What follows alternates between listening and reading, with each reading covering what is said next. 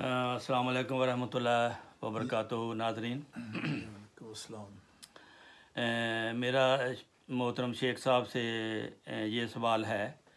کہ مسجدیں بنانا، کلمے پڑھانا، یہ اسلام اس طرح پھیلتا ہے۔ حضرت امام مہدی علیہ السلام کے ماننے والوں کو پاکستان میں نہ کلمے پڑھنے کی اجازت ہے قانونی طور پر، نہ مسجد بنانے کی اجازت ہے، تو اس کے بارے میں بتائیں۔ پھر احمدی کیا کریں، کس طرح اس نیکی میں شامل ہوں؟ تو جی ڈاکٹر صاحب، اس سلسلے میں بھی پھر ہم ہمارے پیارے آقا حضرت محمد رسول اللہ صلی اللہ علیہ وسلم کے جو کہ خاتم الانبیاء ہیں اور افضل الرسل ہیں، تو ان کے ہی پاک نمونے کی طرف ہم پھر لوٹتے ہیں، کیونکہ وہاں سے ہمیں ہر چیز کی رہنمائی ملتی ہے۔ جی، تو وہ جو نمونہ ہے وہ یہ ہے کہ جس وقت مکہ میں 13 سال تک حضور صلی اللہ علیہ وسلم نے پوری کوشش کی تبلیغ کرنے کی، تو کچھ لوگ اسلام میں داخل ہو گئے۔ اس کے بعد خدا تعالیٰ کی طرف سے آپ کو حکم ہوا کہ آپ یہاں سے ہجرت کر جائیں، تو آپ مدینہ کی طرف ہجرت کر گئے، اور وہاں جا کے آپ نے پھر خدا تعالیٰ کے اس پیغام کو دنیا کے کناروں تک پہنچانے کے لیے یہ مساجد کا سلسلہ شروع کر دیا۔ اب اسی کو نمونہ تو بہرحال ہمارے پاس وہی ہے کہ ہم مساجد کو بنائیں۔ تو اب یہ ایک سوء اتفاق ہے، یا ایک کہہ لوں کہ ایک بدقسمتی والی بات ہے کہ اسلام کے نام پر ملک بنا ہے اور اسلامی حکومت بھی ہے، تو لیکن وہاں اگر جماعت احمدیہ کا کوئی شخص مسجد کو مسجد نہیں کہہ سکتا اور کلمہ لا الہ الا اللہ محمد رسول اللہ نہیں پڑھ سکتا، اپنے آپ کو مسلمان ہی نہیں کہہ سکتا، اپنے آپ کو مسلمان نہیں کہہ سکتا، قرآن کو شائع نہیں کر سکتا،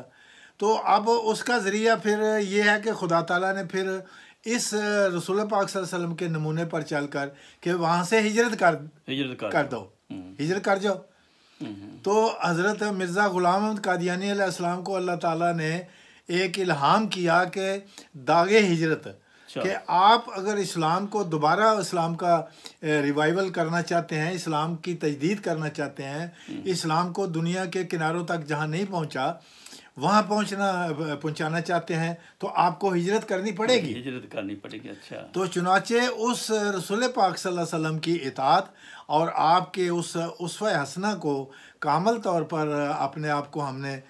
اس کو اختیار کرتے ہوئے پھر پاکستان سے خلافت رابعہ میں حضرت مرزا طاہر احمد صاحب اید اللہ تعالیٰ بن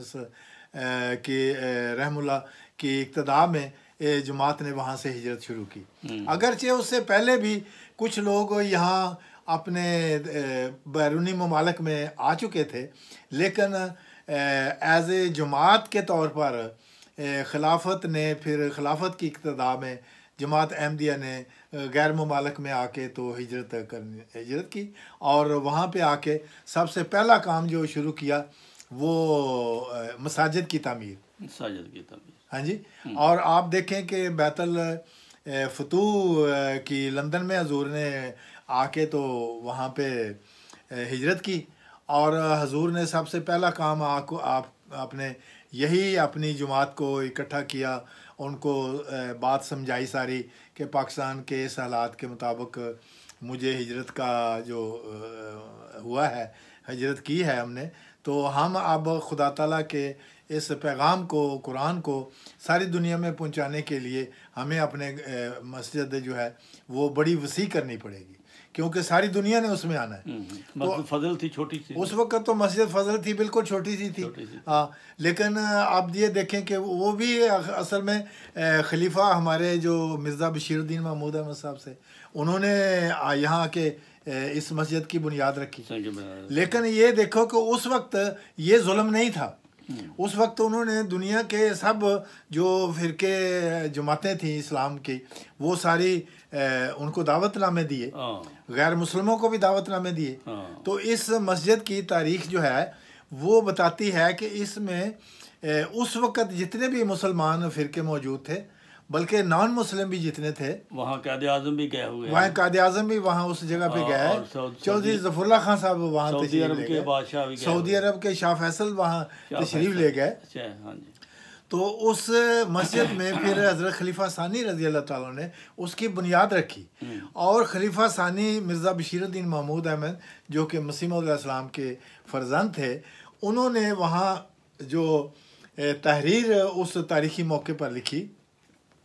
تو آپ نے وہ تحریر آج بھی اس کی تختی جو ہے یادگار کے طور پر مسجد بیت الفضل میں لگی ہوئی ہے، اور اس کے اوپر جو بستی وہ لگی ہے تصویر اس تحریر کی، تو وہ اس میں یہ لفظ میں نے دیکھا کہ لکھے ہوئے تھے کہ میں دعا کرتا ہوں کہ اللہ تعالیٰ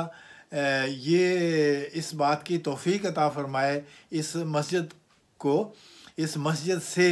جو سورج اسلام کا چمکے گا، جو اسلام کا سورج یہاں سے روشن ہو، اس کی کرنیں تمام دنیا میں پھیلیں، تمام دنیا میں پھیلیں۔ یہ الفاظ وہاں لکھے ہوئے ہیں اچھا۔ کہ اس سورج جو اس مسجد کے جگہ سے جو سورج یہاں سے چمکے گا، جو سورج یہاں سے روشن ہوگا، اس کی کرنیں جو ہیں وہ تمام دنیا میں پھیلے۔ تو وہ سورج کیا تھا؟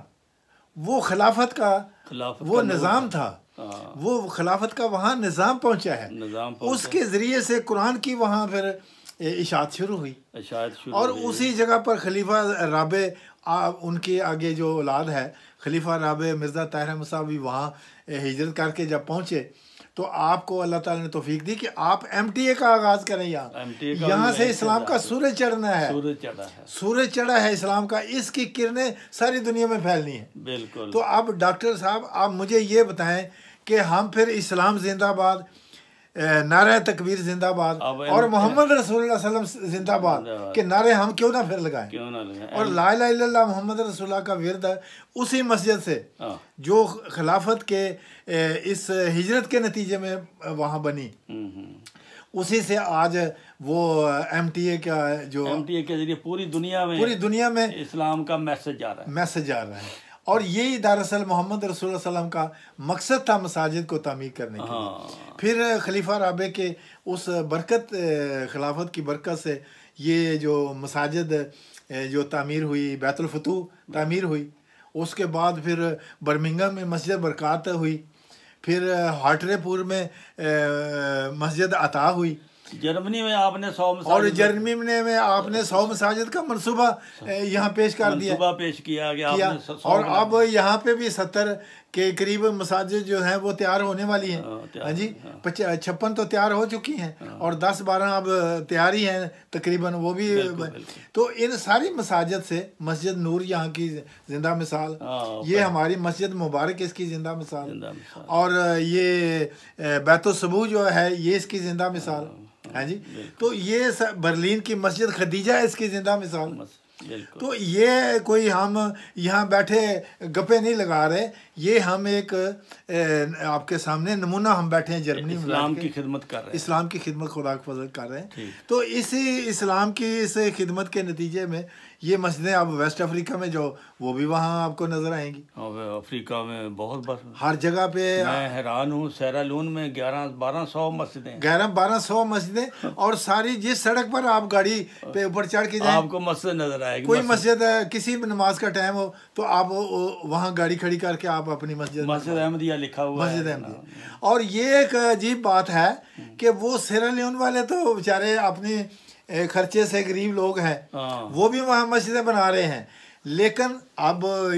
جن لوگوں کو اللہ نے فراوانی دی ہے، وہ جو ہمارے جماعت احمدیہ کے مخلصین ہیں، ان اپنی فیملی کو ساتھ لے کے تو وہ اب وہاں مسجدیں تعمیر ہونا شروع کر دیں۔ ہمیں بھی خدا نے توفیق دی، اور آپ کو بھی اللہ تعالیٰ نے، یہ ہمارے ڈاکٹر ناصر صاحب بیٹھے ہیں، ہمارے لطیف صاحب ناروے میں ہیں، ان کے بھتیجے سارے، یہ خود بھی تھوڑا سا بتائیں گے کہ اس سلسلے میں کتنے لوگوں نے اس برکت میں حصہ لیا۔ یہ اللہ تعالیٰ کے فضل سے خاکسار آخر میں اس کی تصویر بھی دکھائے گا۔ 2 مساجد خاکسار کی فیملی نے سیرالون میں بنوائی ہیں، ایک میں مکینی ریجن میں اپنے پردادا کی طرف سے، اور ایک اپنی وائف کی طرف سے، اور ایک والدین کی طرف سے گیمبیا میں آج کل مسجد بن رہی ہے، زیر تعمیر ہے۔ تو اللہ تعالیٰ باہر بیٹھے لوگوں کو یہ توفیق دے رہا ہے کہ وہ بھی افریقہ میں جا کر مساجد بنائیں، کیونکہ وہاں بہت موقع ہے، اور وہاں مسلمان احمدی مسلمان بہت زیادہ ہیں، مسجدیں ان کے پاس کم ہیں۔ تو ڈاکٹر صاحب آپ نے تو وہاں پہ MTA بھی ایک مسجد میں لگوا کے دیا ہے، MTA بھی، ہاں جی، میں جہاں سے 24 گھنٹے آپ نے سولر سسٹم وہاں، کیونکہ بجلی نہیں ہے وہاں، ہاں سولر سسٹم کے ذریعے بجلی پیدا کی، اور اب وہ MTA کا نظام وہاں چل رہا ہے۔ ڈش لگا کے دی۔ تو بچے جو ہیں وہاں پہ قرآن، روز قرآن کی وہاں کلاس ہوتی ہے، قرآن یسرن قرآن پڑھایا جاتا ہے۔ مکینی کے لوگ اور اس جماعت کے لوگ،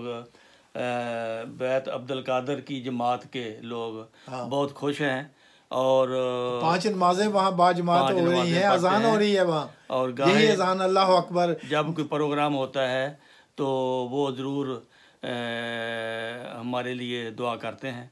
تو آپ جو سن رہے ہیں ان سے بھی درخواست ہے کہ وہ کوشش کریں، وہ لوگ مستحق ہیں، ان کی خدمت کرنا عین عبادت ہے۔ تو اللہ تعالیٰ سب کو توفیق دے۔ تو انشاءاللہ باقی اگلے پروگرام میں آپ کی خدمت میں ملتے ہیں۔ السلام علیکم ورحمۃ اللہ وبرکاتہ۔